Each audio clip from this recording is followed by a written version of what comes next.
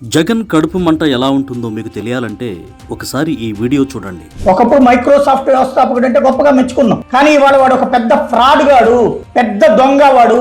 ప్రపంచం మొత్తంలో ఆరోగ్య రంగాన్ని అడ్డుపెట్టి పీల్చి పిప్పి చేస్తున్నటువంటి ఒక పెద్ద శాడిస్ట్ వాడు. వాడిని అనవసరంగా నెత్తిన పెట్టుకుంటారు.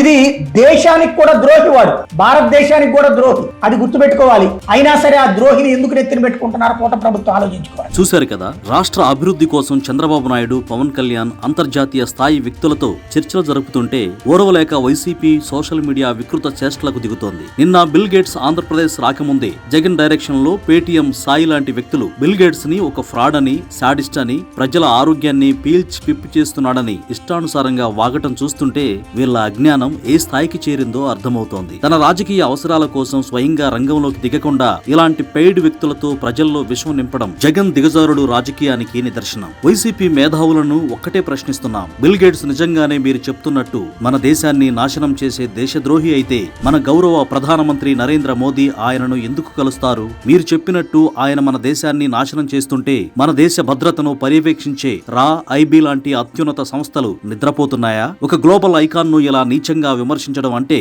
అంతర్జాతీయ స్థాయిలో మన దేశ ప్రతిష్టను దిగజార్చడమే. వాస్తవానికి మైక్రోసాఫ్ట్ అనే సంస్థ పుట్టకపోయి ఉంటే ఈ రోజు ప్రపంచవ్యాప్తంగా సాఫ్ట్వేర్ రంగం ఇంతగా అభివృద్ధి చెందేది కాదు. విండోస్ ఆపరేటింగ్ సిస్టమ్ ద్వారా ప్రతి సామాన్యుడి చేతికి కంప్యూటర్ అందించిన ఘనత బిల్ గేట్స్ ది. ఈ రోజు లక్షలాది మంది తెలుగు యువత అమెరికా, యూరోప్ దేశాల్లో సాఫ్ట్వేర్ ఇంజనీర్లుగా స్థిరపడి కోట్లు సంపాదిస్తున్నారంటే ఆయన వేసిన పునాదే కారణం. అలాంటి మేధావిని పట్టుకుని దొంగ అని సంబోధించటం జగన్ గ్యాంగ్ అహంకారానికి, మూర్ఖత్వానికి నిదర్శనం. కేవలం వ్యాపారవేత్తగానే కాకుండా తన సంపాదనలో సింహభాగాన్ని మానవ సేవకే అంకితం చేసిన గొప్ప దాత ఆయన. ఒకప్పుడు భారతదేశాన్ని పీడించిన పోలియో మహమ్మారిని తరిమి కొట్టడంలో బిల్ గేట్స్ ఫౌండేషన్ పాత్ర మరువలేనిది. వేల కోట్ల రూపాయలను కేవలం మన దేశంలో వ్యాక్సినేషన్, ప్రజారోగ్యం, వ్యవసాయ అభివృద్ధి కోసమే ఆయన ఖర్చు చేశారు. రాష్ట్రానికి పెట్టుబడులు, అత్యాధునిక సాంకేతికత రావాలని చంద్రబాబు, పవన్ కళ్యాణ్ ప్రయత్నిస్తుంటే ఇలాంటి పెయిడ్ ప్రచారాలతో అడ్డుకోవాలని చూడడం రాష్ట్ర దౌర్భాగ్యం. అభివృద్ధిని అడ్డుకునే ఇలాంటి శక్తులను ప్రజలు గమనిస్తూనే ఉన్నారు.